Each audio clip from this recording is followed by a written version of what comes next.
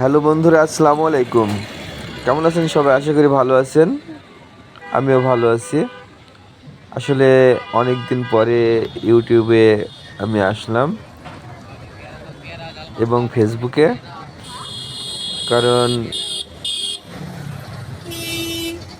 এই ইউটিউব এবং ফেসবুক, এই পেজ এবং ইউটিউব চালাতে গিয়ে আসলে অনেক প্রবলেম হয় এবং প্রবলেমেও পড়েছি আমি,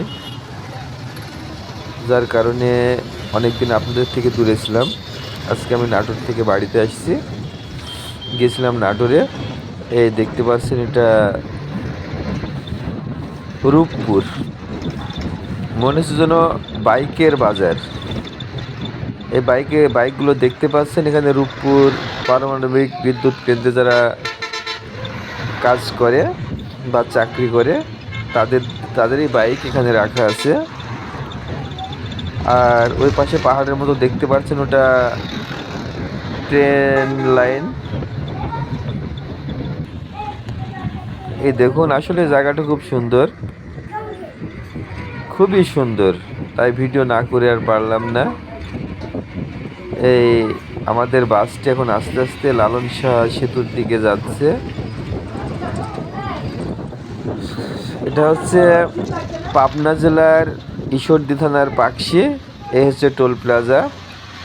এই পদ্মা নদীটা পার হলেই আমি কুষ্টিয়া জেলায় পৌঁছে যাব, কারণ উত্তরবঙ্গ আর দক্ষিণবঙ্গ দুই বঙ্গকে যে ভাগ করা হয়েছে, তার সীমান্ত বলতে পারেন এই পদ্মা নদী।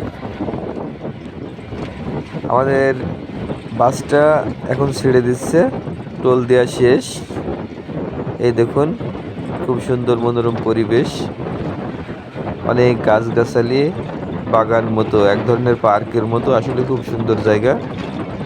এই আমাদের গাড়িটি উঠে পড়লো। ওই পাশে দেখতে পাচ্ছেন, ওটা হার্ডিং ব্রিজ। এই লালন শাহ সেতু আর এই হার্ডিং ব্রিজ, এই দুইটা ব্রিজ ভাই বোনের মতো, দেখুন পাশাপাশি দাঁড়িয়ে আছে। আর হার্ডিং ব্রিজটা বলতে গেলে এই নদীর অন্তত পক্ষে প্রায় 110 বছরের সাক্ষী হয়ে আছে। এই হার্ডিং ব্রিজটির বয়স 110 বছর। এই নদীতে যা কিছু হয়েছে তার সাক্ষী হয়ে দাঁড়িয়ে আছে হার্ডিং ব্রিজ। আর এটার বয়স খুবই কম, মোটামুটি 10-11 বছর মতো লালন শাহ সেতু।